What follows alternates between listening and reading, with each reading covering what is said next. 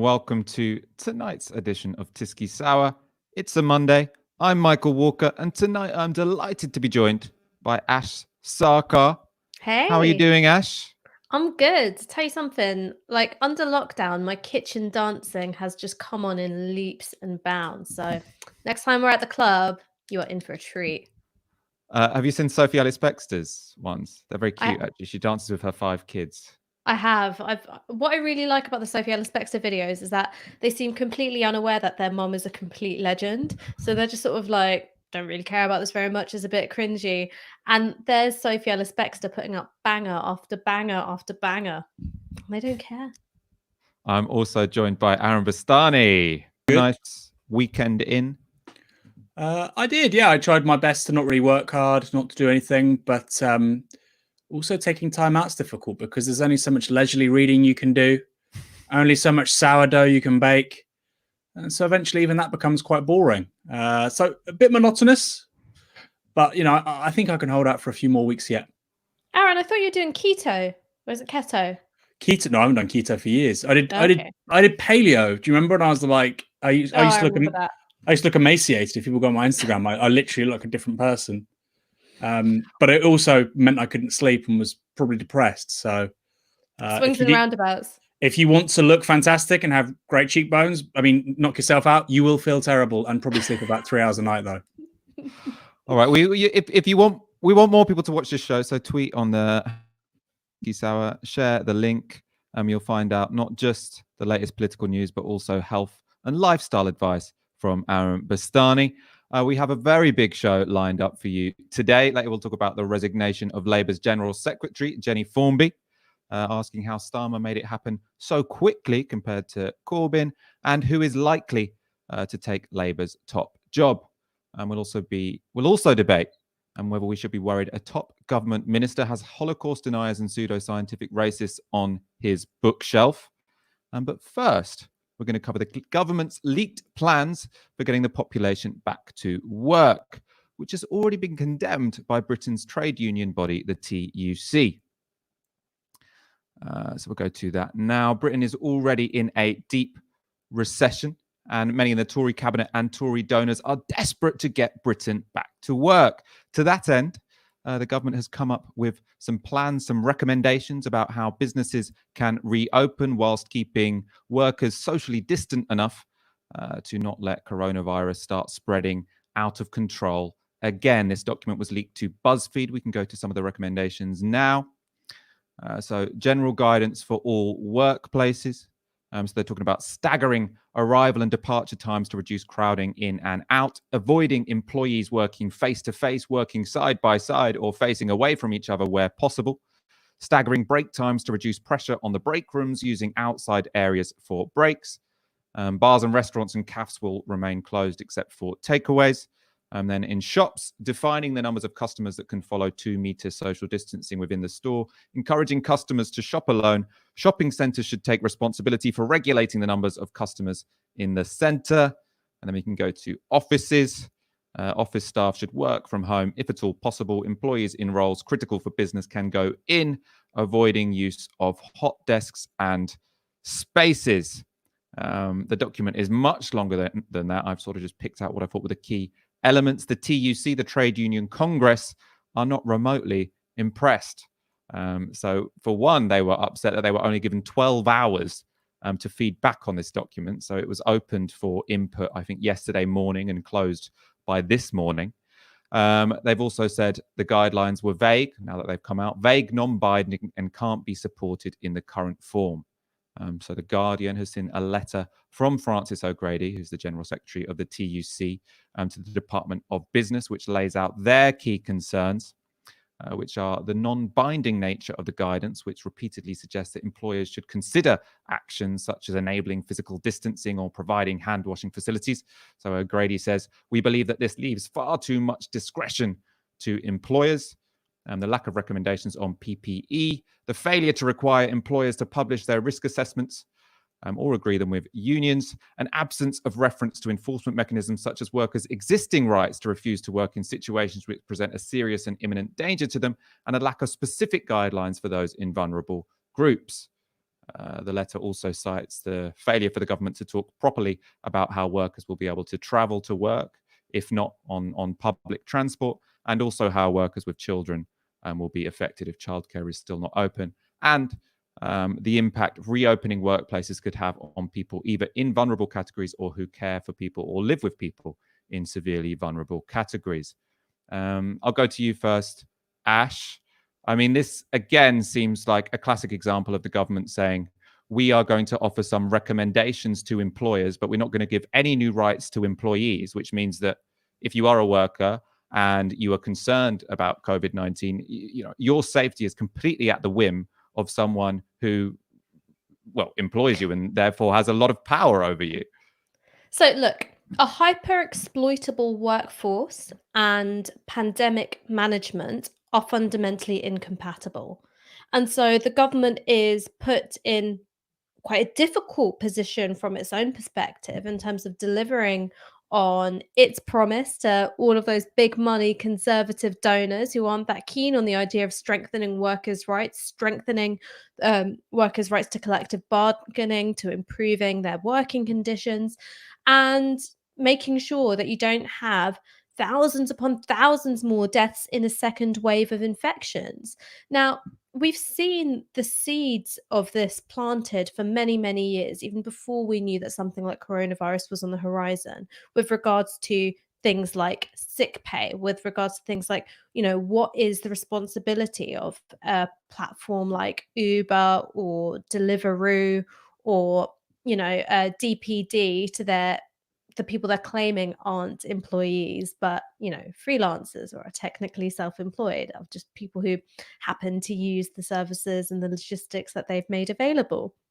And one of the things that was said all along is that they're not giving workers more control over their working lives. What they're doing is forcing them into more and more degrading and unsafe situations. So whether that's for delivery riders who have to cycle incredibly quickly, just putting deliveries back to back to back, putting their own bodies at risk, particularly if they're cyclists in London. It's been terrible. And that's why they've been agitating for their rights and why you've had the Deliveroo strikes. When you look at a platform like Uber, the lack of sick pay, holiday pay, pension provision really forced their drivers into a state of unacceptable economic precarity. And even just on a really basic level, you must have seen this, especially if you're walking around a city like London, but I'm sure this is the case in towns and cities across the country, is you see clear plastic bottles full of yellowy gold liquid. And at first, when I started seeing them just sort of like thrust onto the curbside, I was like, people are throwing away a lot of apple juice because they're naive and I've got the brain of a 5-year-old. And it dawned on me that no, that's piss. And then our next thought was, oh God, disgusting. Men are so disgusting. Why? You can pee anywhere. How is this better than peeing against a tree? And it dawned on me that these are people who have to urinate in their vehicles because they're delivery drivers or Uber drivers, and they're taking so many jobs. They have to. They can't even afford to take a toilet break. And so you can't force workers into conditions like that. It's unsanitary, it's unsafe. And unless the government steps up and beefs up those regulations, we're going to either end up in a situation where lots of people refuse to go back to work and you don't have that kind of economic recovery that Rishi Sunak is really hoping for, or you will have a second wave of infections. Yeah, I mean, I suppose the problem is you can make workers piss in bottles because trade union rights are so low in this economy, and that's why having a government who just offers advice as to how workers can remain safe in workplaces instead of properly mandating them with new legislation, you are leaving them incredibly vulnerable. I'm going to go to Aaron in a second, but first of all, I just want to go to a great open democracy piece, which is talking about how, well, it's before these recommendations came out, but talking about how even in lockdown, so the message we're getting for the government is we are in lockdown. Social distancing is taking place. We're trying to completely suppress the virus. But Open Democracy pointed out many people are still going to work and are still in workplaces where they can't socially distance. So the report was on research from the University of Strathclyde, which interviewed 2,700 call centre workers. which have been classed as essential workers by the government. So call center work is now an essential form of work, whatever you're doing in the call center. So whether you're on 111, so if people are calling up for healthcare or health advice, then presumably you are an essential worker, but not if you're calling up people to see if they're liable for or if they can claim PPI. So this is what the researchers found. So while 52% of survey respondents had been classed as essential or emergency workers by their bosses, fewer than 1 in 5 believed that their role was in fact essential or emergency. Meanwhile, 78% of respondents expressed their fear that they would catch COVID-19. Professor Philip Taylor, who led the research, told Open Democracy of receiving phone calls from workers in one call centre where a staff member has already died of COVID-19 and 2 more are in intensive care. Transcripts of interviews seen by Open Democracy show that many of the workers surveyed do not understand why they are being required to keep working. I do low value personal injury and property damage claims. How could I possibly be an essential worker? One respondent asked, adding, it seems like they are exploiting the system. I am disgusted. Many of the interviews show workers afraid of contracting coronavirus after being forced to show up for work. I'm 58 and have high blood pressure, said one respondent who sells small investment products. I just don't want to die for £9.30 an hour. And the article also points out that this is all in contrast to Scotland and Wales, where emergency laws enforce social distancing. So it doesn't need to be this way. This is a government decision. Aaron, your thoughts on this? Yeah, I think the whole thing just seems incredibly cavalier, doesn't it? And I thought that one of the major reasons of having a lockdown, which was so intense, albeit very late, was that it bought the government time. And we've seen that in regards to an economic package for business. We've seen that in regards to expanding healthcare infrastructure with the Nightingale hospitals, procuring more PPE, etc. Some of that's been better than other parts. The economic package has actually been pretty good. The furloughing scheme, that's been backdated to March the 1st. That took a while to resolve. Naturally, nobody thinks it was going to be easy to deliver. They've delivered on it. It's happening. Government-backed loans, forgiveness with regards to VAT or tax being rolled over to next year, all hugely impressive.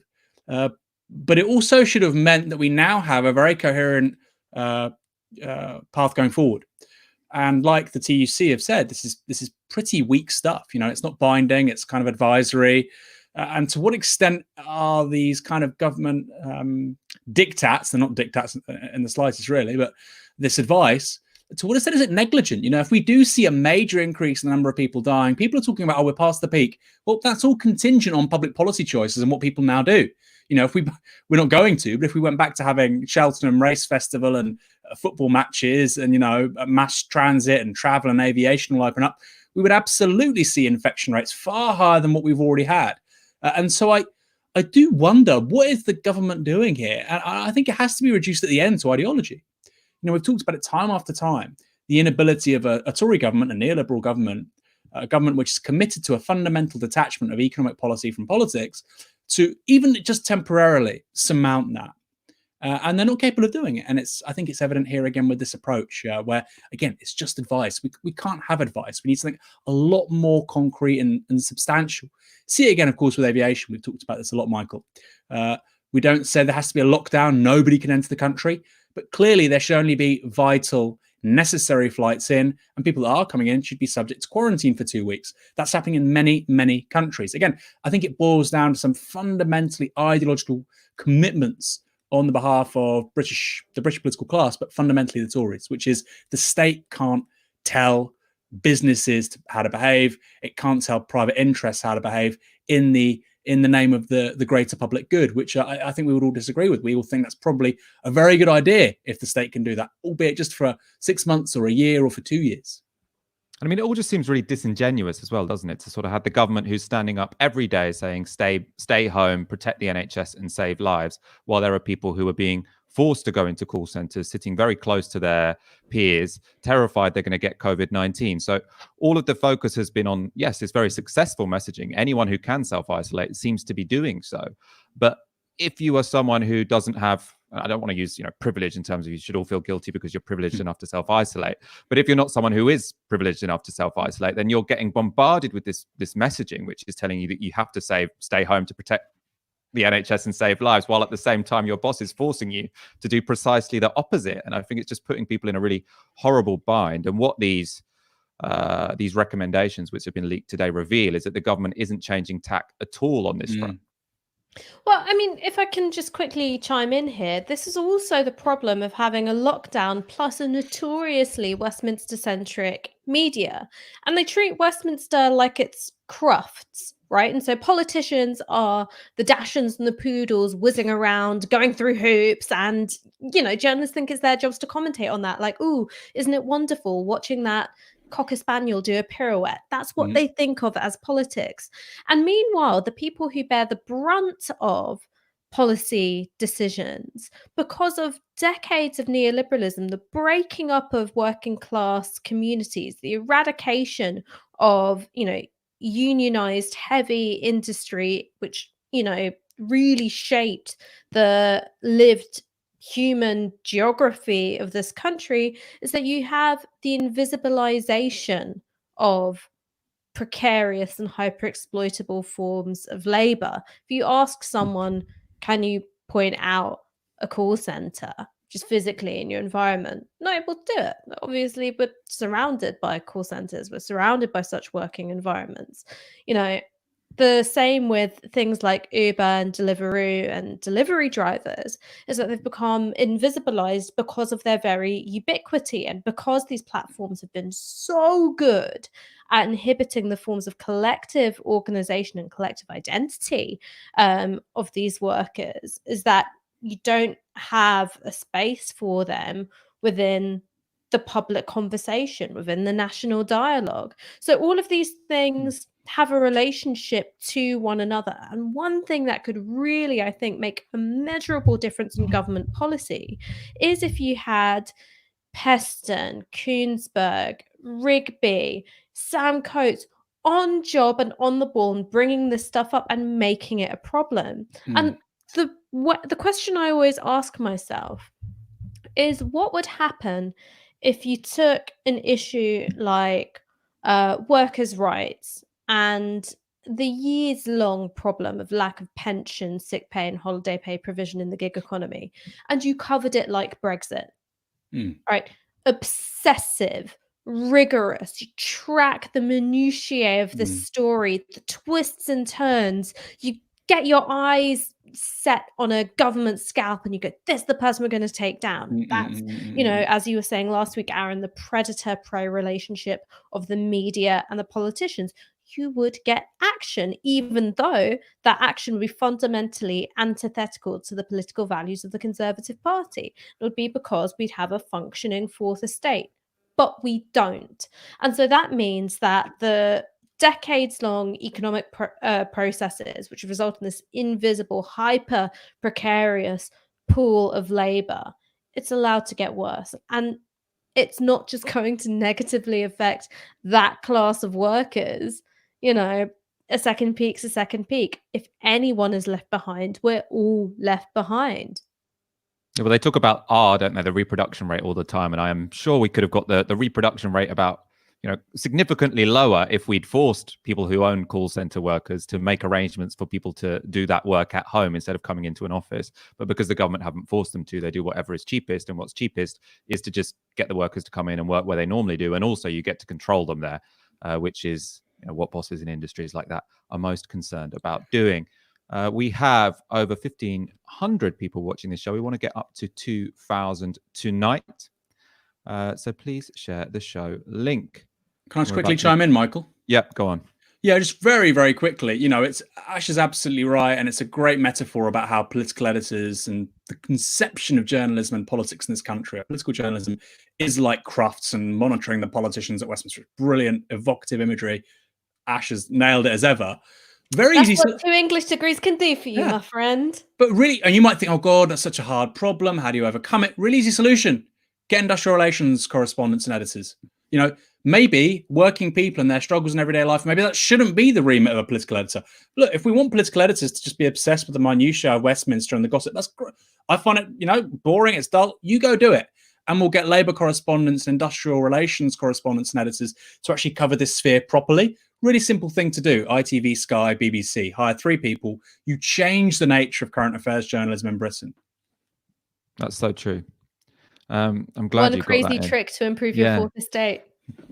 We are going on to how other people's fourth estate have covered Britain's coronavirus crisis. So we've talked a lot on this show about how the British press often seem like they want to cover for government mistakes when it comes to COVID-19. That's especially the case on the most popular broadcasts. So something like the BBC News at 6 or 10, where you'll see the political editor Laura Kuenssberg or the health editor Hugh Pym say that we shouldn't be too harsh on the government when mistakes are made because this crisis is both unprecedented and could not have been foreseen. We talk a lot on this show about why we think that it probably should have been foreseen, even if they couldn't have guessed precisely when it would happen. But it's also interesting to look at how other countries, so not just left-wing podcasts like our own, but centrist establishment media in other countries is approaching and is addressing and is covering the British response to coronavirus. They don't always seem quite as forgiving as the Kuenssbergs and the Pyms of this world. I want us to take a look at a CNN report from this weekend to find out how the rest of the world is looking at Britain's response to COVID-19. Britain is close to having Europe's worst death toll. So what did it do wrong or differently? When global alarm bells were ringing loudly, the UK was clear it wouldn't lock down too early and that some spread was unavoidable, even desirable. If people go too early, they become very fatigued. It's not possible to stop everybody getting it, and it's also actually not desirable because you want some immunity in the population. Hindsight always gives a clearer, unfair verdict, but new updated government figures show the death toll just in England was a lot larger than known at the time in the days leading up to lockdown, when the Prime Minister said he was still shaking hands. I shook hands with everybody, you'll be pleased to know. And no deaths were announced. 4 people had already died in England when Cheltenham horse races criticised for going ahead ended. The UK toll was officially 10 when really 58 had died. And when the lockdown slammed pub doors shut, publicly the toll was 359, but really 847 had died in England alone. Should the UK have moved faster? Testing and contract tracing was a problem from the start, partially dismissed and then heavily embraced. 100,000 tests per day. Many grand schemes were announced: home antibody test, apps, a volunteer army. But this one actually happened, nearly on time, albeit late. It can't have helped decision-making that Boris Johnson was nearly killed by the disease too at its peak. Still, despite the huge toll, the UK's health service was not overwhelmed. Even huge overflow hospitals like this in London were barely used. Half those who died in England so far were over 80. Did the UK not protect them enough? Or was there little that could be done? Tough questions that time and grief will answer. So you saw that. I mean, how often have you seen that incredibly important, actually, clip of Patrick Vallance saying that suppressing the spread of COVID-19 is not desirable? I mean, that seems like that's a key piece of evidence to suggest that the government's policy was herd immunity, which I suppose political editors have potentially been intimidated out of repeating, even though we all know it. That fact that the deaths at lockdown were 847. We know that now because of the Office for National Statistics data. I've seen that in the FT. I haven't seen that on British television, and that's on CNN in one of their reports, which is summarising what has been Britain's response to coronavirus. This is CNN. It's not a leftist channel in the United States. This is the most centrist channel they have, in fact. And again, this idea that they say that the target for testing was reached late. Now, that's something that the BBC won't admit if you watch the news there. But they don't even say it's controversial. They say, of course, it was met late because 100,000 tests did not happen. Guys, what did you think of that report? How different did you think that was to what we normally see on the British press? And why is it that it is other countries that can cover the reality of what is going on in Britain, but our political editors are so incapable of having an objective perspective of what's going on, asking difficult questions and admitting what is obviously the truth, even if it is uncomfortable for the current government? Well, look, our media is particularly stupid. And that is the best explanation that I can give. I mean, American broadcast television, with the hairspray in the teeth is more obviously deranged. But in this country, the rot goes much, much deeper. And you could see it on Friday with the announcement of 122,000 tests being dispatched. And immediately the BBC covers that as they've hit the 100,000 people being tested target, 100,000 tests carried out. So the BBC were leading with a fundamentally misleading headline, and that was going out on push notifications. That was the top line, and it fundamentally wasn't true. And then when you bring this up and you go, look, the expansion of testing capacity to around 73, 74,000 is huge. That's amazing. However, that's not the same as carrying out the tests. The use of the tests isn't, everyone gets to, feel alive and a little bit kinky by shoving a swab up their nostrils. The value of the test is the data that it gives back. It gives us a picture of how many people have got it in the community, how many people will be immune, and how many people are at risk if they're in contact with these people who are obviously infected. Now, if you're counting a dispatch test the same as a successfully completed one, there's a huge problem with your data. And we've seen immediately after that date, the number of dispatched tests has plummeted by over a quarter. So now it's around 70,000 being dispatched, and before we even get to how many are successfully completed. So when you're a blue tick, shall we say, and you see these criticisms, you look at the people who are making them. So Corbyn supportive Twitter accounts, the usual suspects of Michael, Aaron, me, Owen Jones, and you go, ugh, these leftist loudmouths nitpicking again. It's obviously a partisan attack. I dislike the left so much and I find them so personally aggravating. I will make a temporary but powerful alliance with the pestilence here. So I'm going to be team coronavirus, going to say everything is going swimmingly because I dislike the left so much. So yes, there are obviously vested interests between the establishment media, the government of the day, and certain big money interests. That's all true. But other countries do it better. They're not any less capitalist than our country. They're not any less riven by class and exploitation than our country. Ours is just a bit dumber. I think it's also potentially that distance gives you a bit more clarity, although I do agree with most of what you've just said there, Ash. I'm going to go to Aaron in a second. First of all, I want to show you that it's not just this one clip from CNN, which shows that the foreign press is more capable of applying proper scrutiny to our government than our own. So this was a piece from Australia's paper of record, so the Sydney Morning Herald. This was from yesterday. The headline, biggest failure in a generation. Where did Britain go wrong? So unlike Italy, the United Kingdom had time to prepare for the coronavirus tsunami. But as the death toll climbs, critics say Britain's response has suffered from a series of deadly mistakes and miscalculations. So I think something that you notice, especially when you're looking at the foreign press on Britain, is that they notice that Britain's response is exceptional, is an outlier. Whereas what we're always told is, we're in this group of European countries and we're following on the same trajectory. But obviously that ignores the fact that Italy didn't have any warning. Talking of Italy, which was the country which was hit first and is still the worst hit country in Europe, although, Britain looks like it is going to overtake them in terms of the death toll fairly soon. They have been equally damning of Britain's response. So I first want to take a look at their paper Repubblica. So this is an article from their equivalent of The Guardian. This is from last week. So the United Kingdom, from herd immunity to mass delays, all the mistakes of the Johnson government. That's the headline. And then a quote here. COVID-19 is an invisible enemy and in many ways still unknown. And many countries, such as Italy itself, have made several mistakes. But the confusion and contradictions that have been seen in the British government in recent months have few equals. Now, that is not the kind of thing that you would normally hear in the British press, which would, is wanton to admit the idea that Britain could have dealt with this significantly worse than many other countries. We shouldn't compare at this point in time.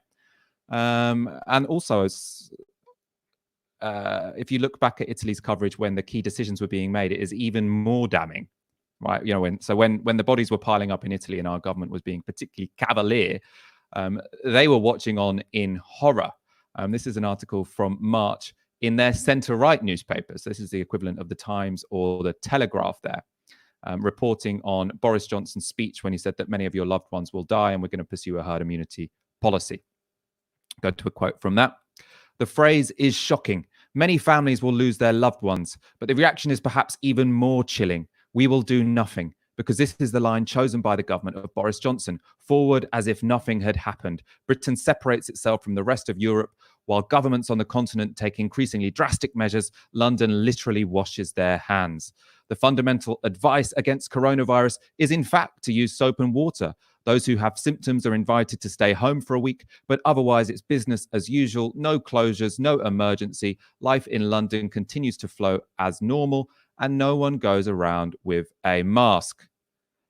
Now, if that kind of thing had been written in the British centre-right papers back in March, that would have been very helpful, because potentially we would have entered into a lockdown and had proper social distancing measures much earlier, and then we could have, avoided the mass deaths that we have currently seen. If we'd looked at Italy and said that's the future, we don't want that, and responded accordingly, we could have had a much, much lower death toll. But obviously, the press here, especially the centre-right press, were blinded by their proximity to the UK government, and only worked out 3 weeks late that that response then was irresponsible.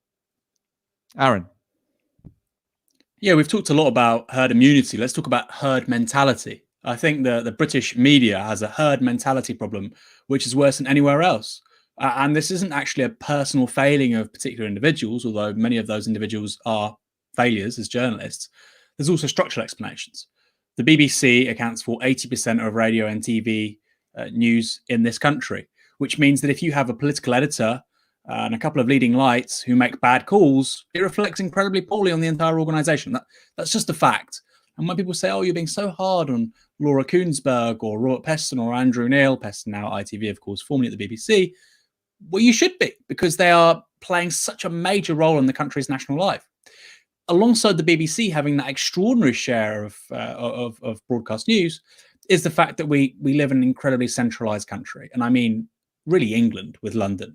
And it's important to say, actually, oh, you shouldn't put the country down, etc., etc. These aren't the kinds of criticisms you get from Scottish public opinion. I don't know, Welsh public opinion to the same extent. It's very much an English thing.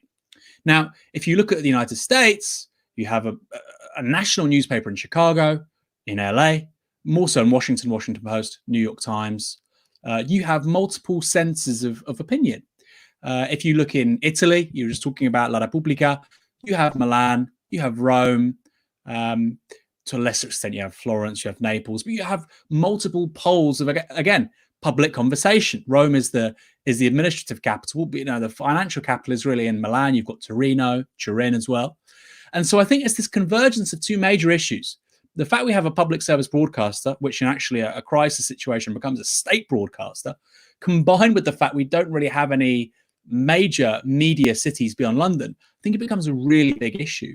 And that, again, that's quite new. The Guardian until I think 1950 was based in Manchester.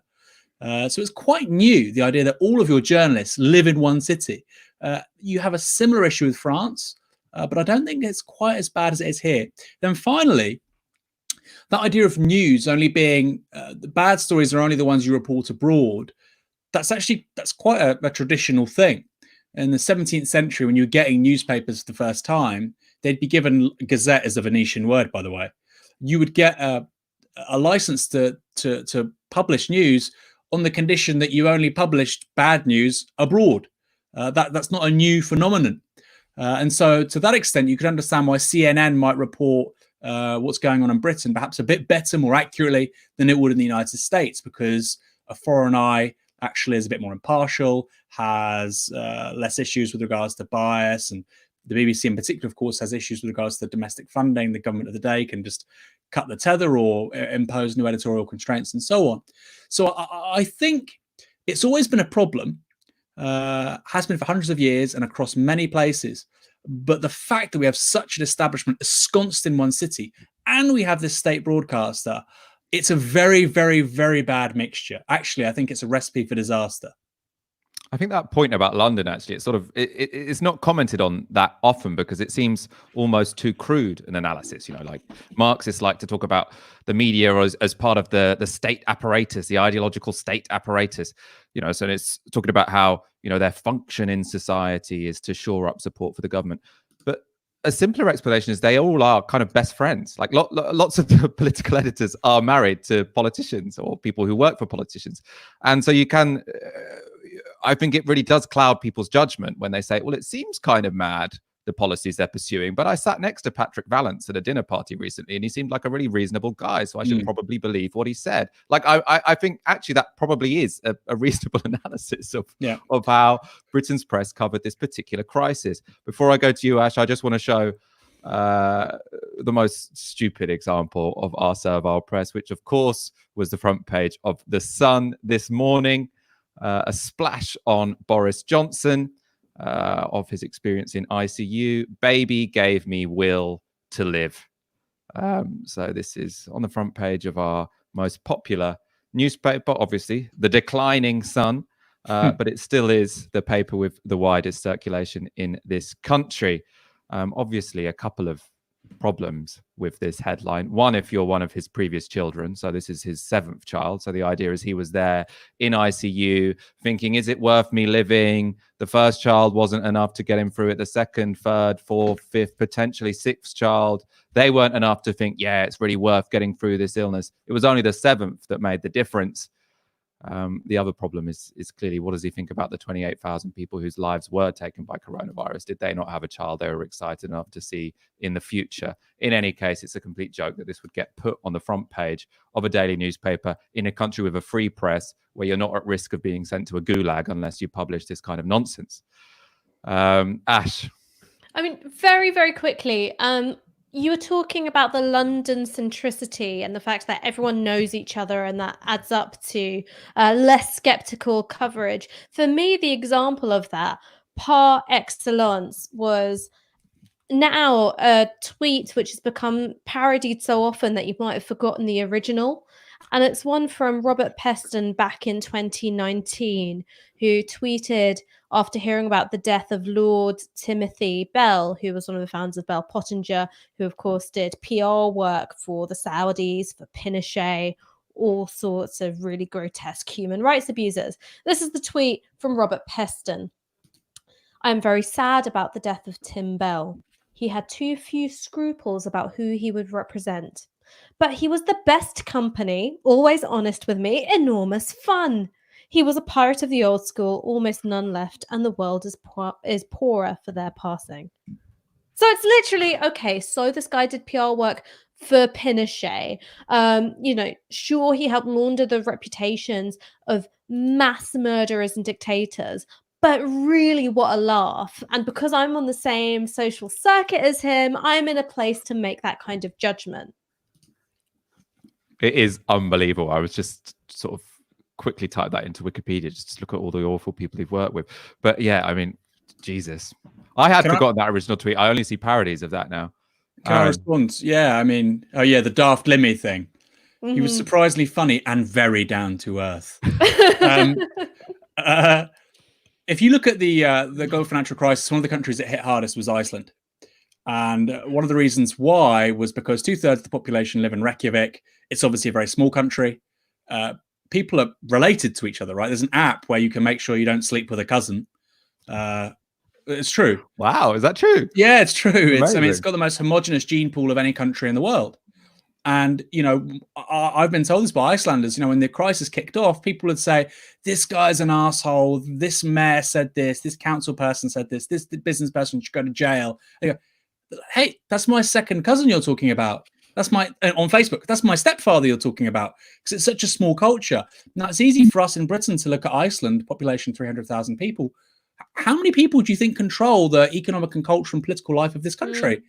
It's 10, 20,000 people. They all have an address in London and they all know each other. So the idea that they're all going to hold each other to account is obviously for the birds. It's very, and we all know this. Like, we go into the TV studios. I mean, it's why I don't get invited anymore. It's why you guys do a great job at it. It's because we're honest. You know, we'll go there. It's very hard. Everybody's being chummy and, you know, the sort of backroom, green room kind of chumminess. And then to actually say, fundamentally, I think you're completely wrong. The politics you're advancing are absolutely injurious to people in this country, and it's absolutely contrary to the public good. I think in a just society, you wouldn't get your way, and arguably you wouldn't be listened to. Nobody says that, because it's very hard to say that as a human being to somebody who's sitting there in front of you, right? And I think it's a major, major issue. So the idea in a country of 65 million people, fifth largest economy in the world, cosmopolitan history, huge, you know, international sort of relations that sort of straddle the world, and yet it does have this incredibly insular political culture, provincial political culture in a way. And that seems strange because London's a megacity. Britain's this amazing global country. But I think it's true. And it goes back to the establishment and how it ensconces itself and reproduces itself in a very small part of one city in one nation of the entire UK.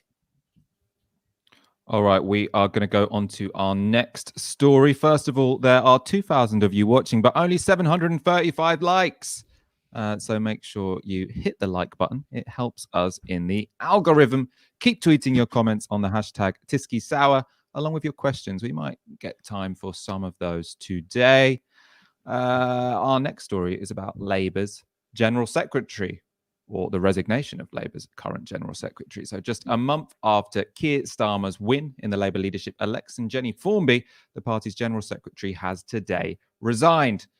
Formby, who was Corbyn's pick for Labour's top job, has been in the position for only 2 years.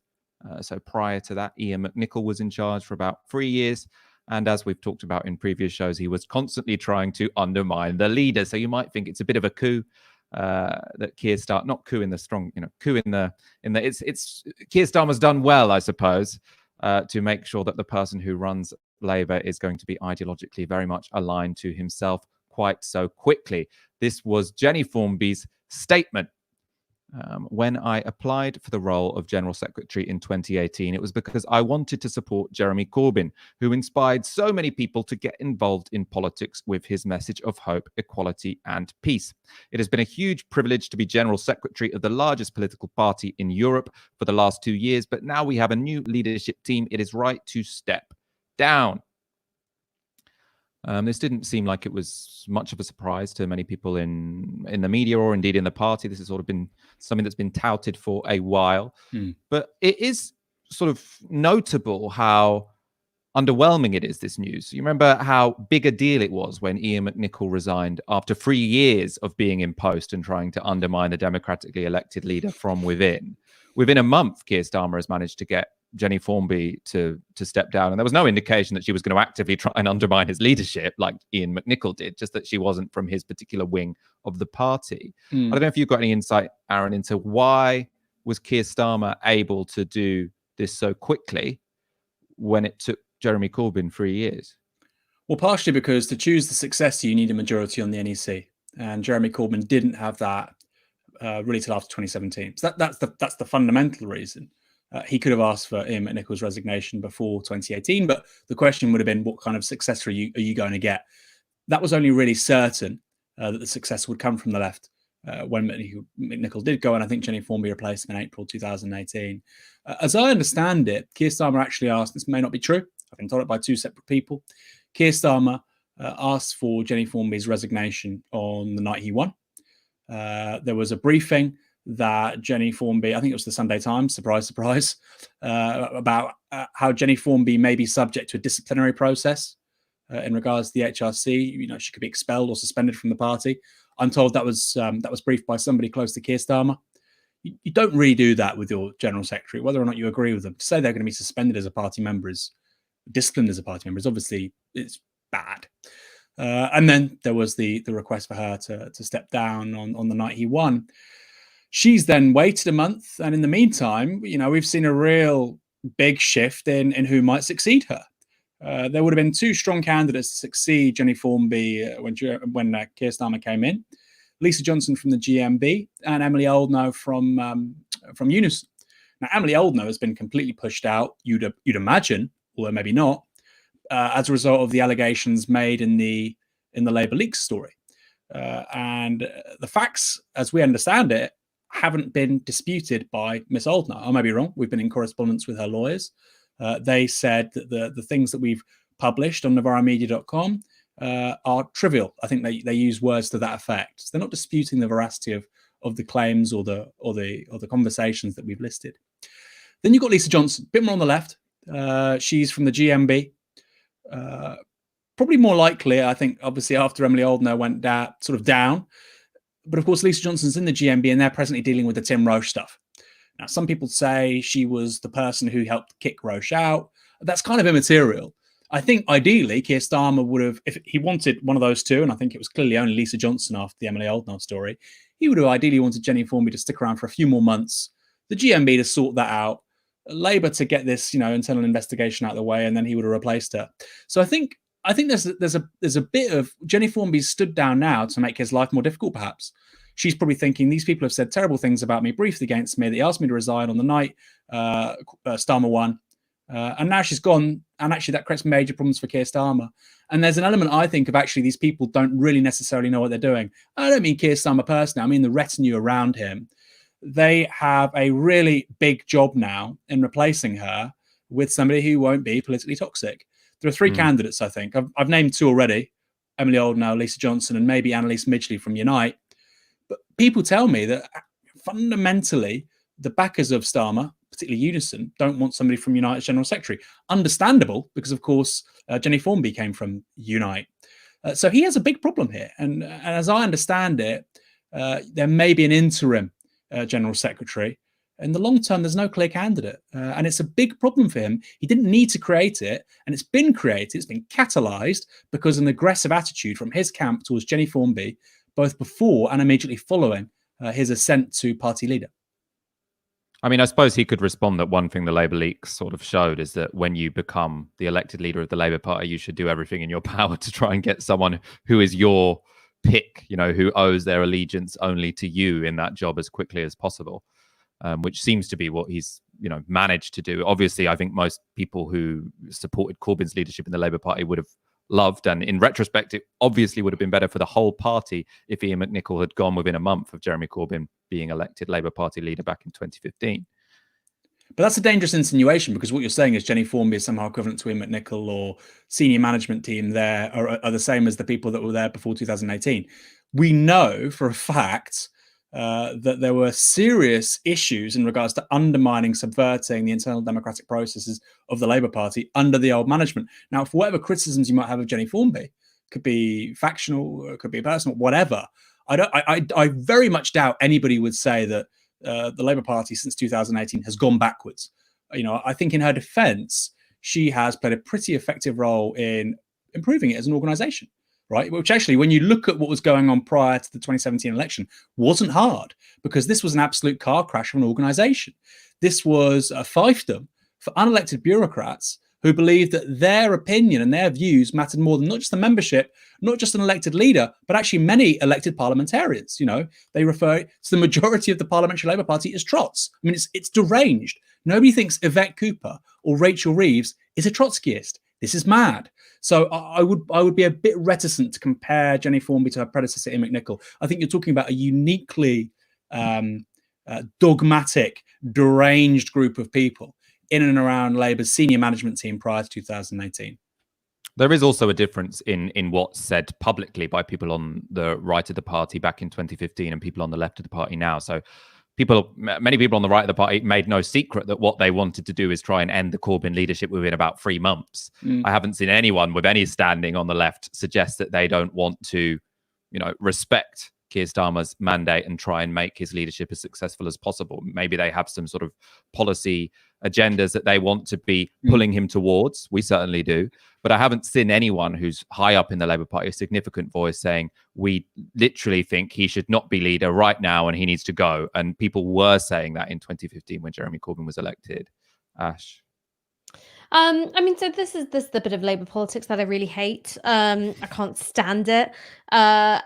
and even when there's people with whom I find myself in political alignment, the thing that I really hate about Labour politics is that there's so much power vested in backroom dealing and horse trading and power brokering. I'm thinking about the General Secretary, who of course is appointed by the NEC, so there is a sense of a democratic mandate going that way, but it's by varying degrees of separation, and they have such a huge amount of political power over the organization and how it's perceived, as we've seen in a very negative sense with the legacy of Ian McNicol.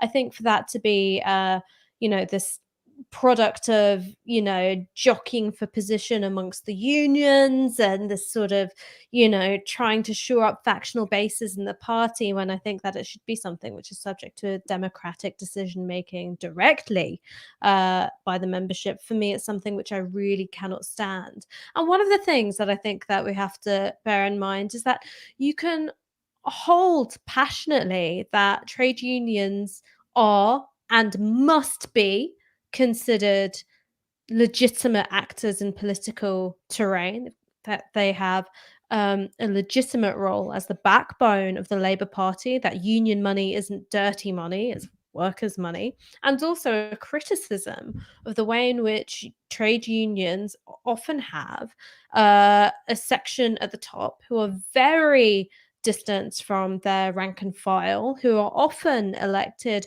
on very, very small turnouts of that rank and file, and have a huge amount of political power within the Labour Party and quite ambiguous accountability, both to their own rank and file memberships and the Labour Party membership as well. And for me, that's not something which you deal with by declaring war on the unions and, trying to have this kind of, liberal makeover of the Labour Party. I think it's something which is done by democratizing the unions, by beefing up participation and moving power out of that upper echelon and back into the hands of the rank and file. It's something which really does need a grassroots revival in the same way as Labour attempted to have in the last few years. And I think it's something which has kind of gone under the radar.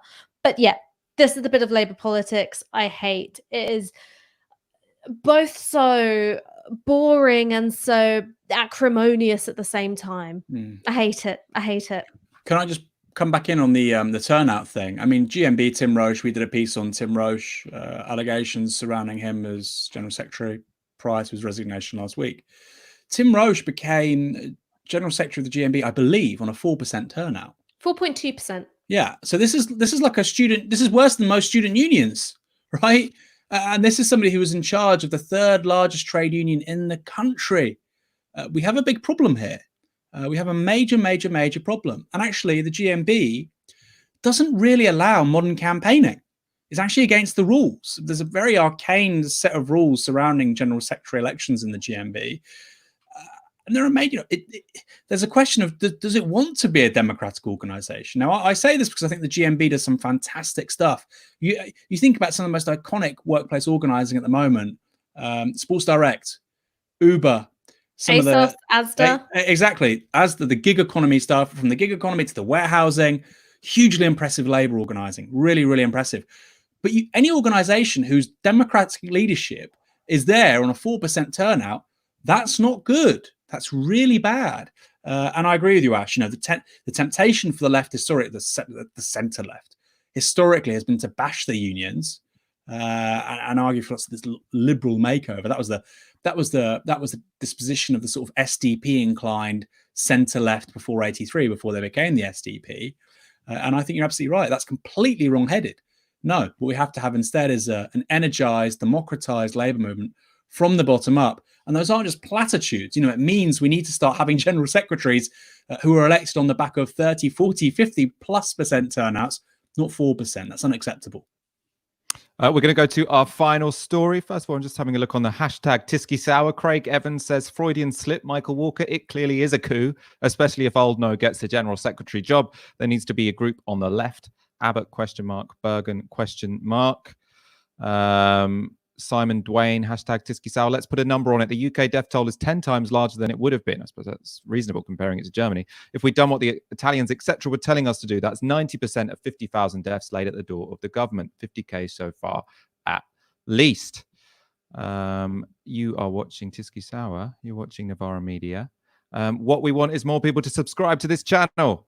So if you're watching this and are not already subscribed, please do so now. Final story. With most TV punditry and interviews now taking place on Skype by video call, many people on Twitter are obsessing about the bookshelves that people have in their backgrounds. Now, often I don't think this is a particularly organic event, so I think people place the books behind them or beside them to display or present a particular image of themselves. But tweeting a picture of a bookshelf backfired for Sarah Vine yesterday. So Vine is a columnist at the Daily Mail and married to Government Minister Michael Gove. She tweeted this picture of Gove on a TV screen below a bookshelf.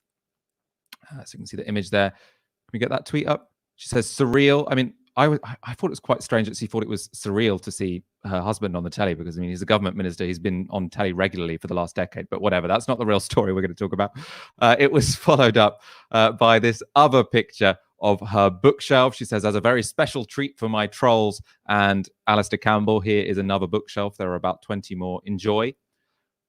So here, the controversy arose because amid the biographies of establishment politicians and Ayn Rand tomes, there were two which in particular raised eyebrows.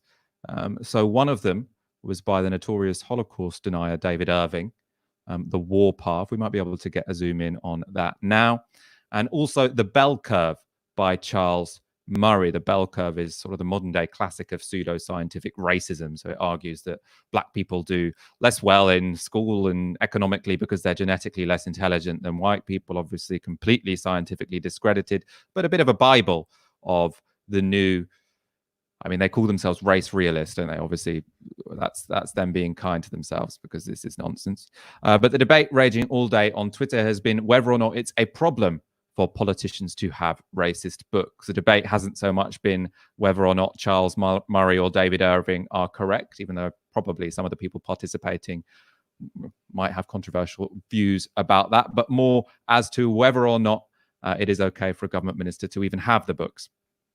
In response to this criticism, Sarah Vine said, we can get up this tweet again, to defeat prejudice, you have to understand it. I think some people were rightly incredulous with the idea that Sarah Vine and Michael Gove only have racist books to make them better at arguing against racism. Ash, what have you thought about this controversy today? Why do you think Michael Gove has these books? Should we be worried that a government minister has explicitly racist and Holocaust denying books on his bookshelf?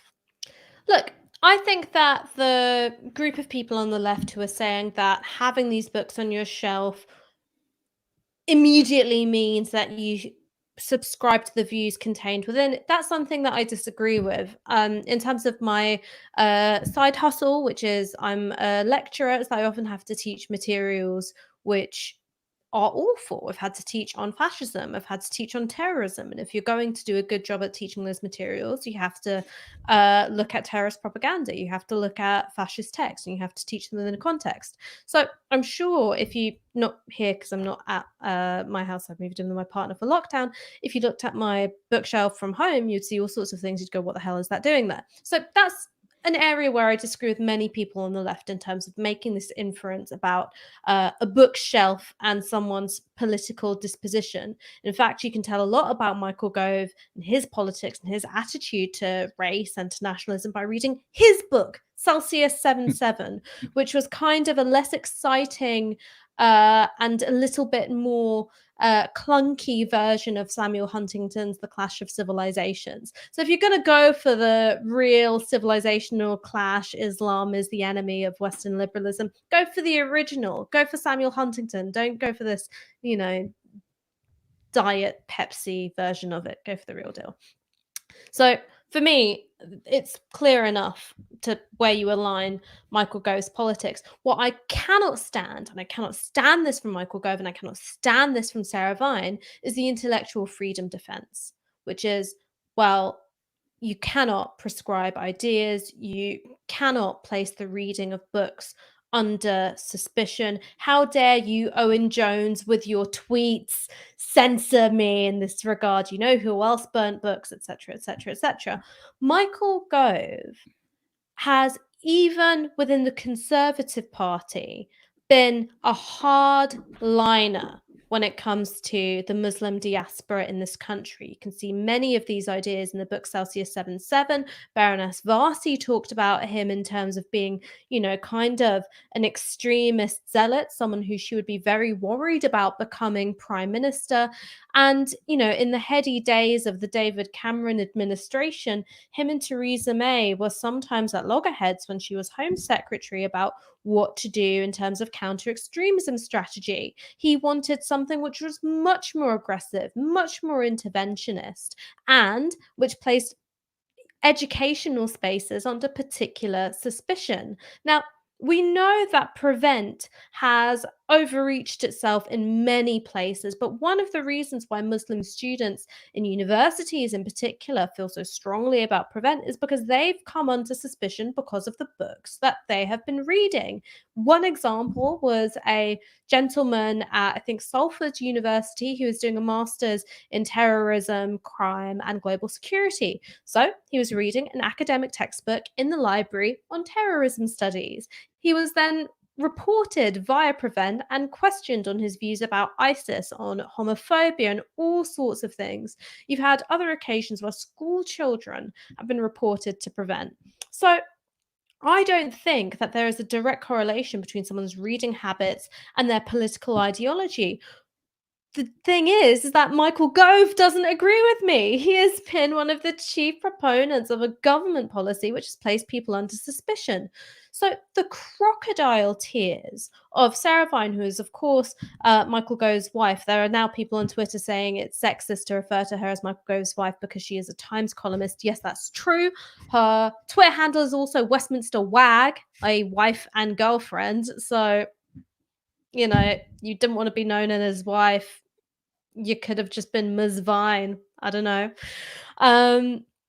It's galling to me. It's completely and utterly galling. It stinks of hypocrisy and exceptionalism. Why shouldn't you be treated the same way you treat others through government policy? Give me one good reason. Yeah, I mean, I absolutely agree with all of that. The one thing, sometimes when I see this outrage, the thing I worry about is because people think that this worked against the left, this sort of crying outrage just because someone has a book or likes a book that has a problematic section. Think about that Hobson book about imperialism.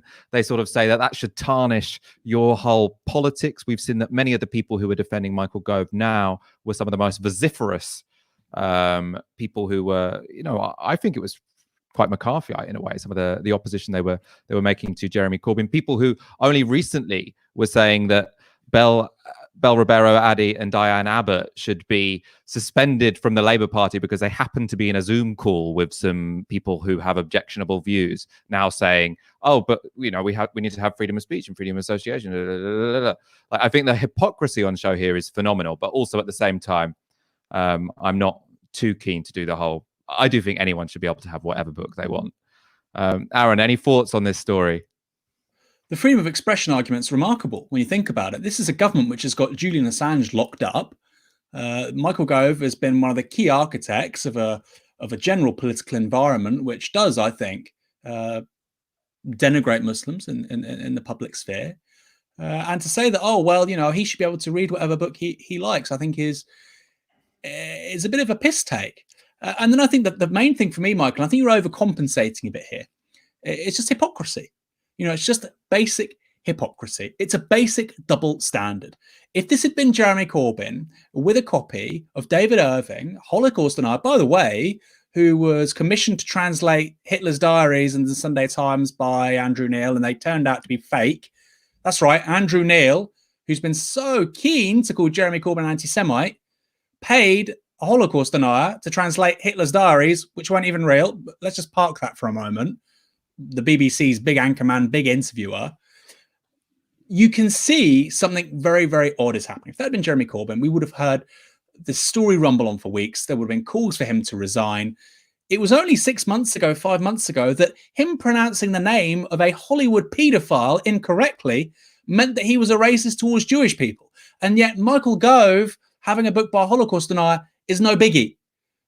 It's absurd. And the Hobson book, which I think is an important analogue, really, the Hobson book was a major work on imperialism. Hobson was an anti-Semite. Hobson was also, however, cited by politicians such as Nick Clegg and Tony Blair.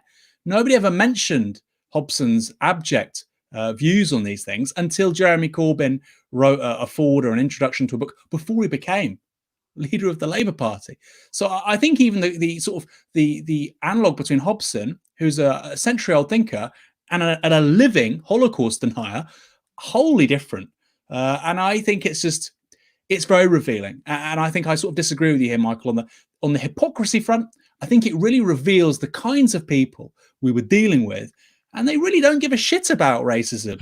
You know, it really was about political point scoring, not for all of them, but for 95% of them.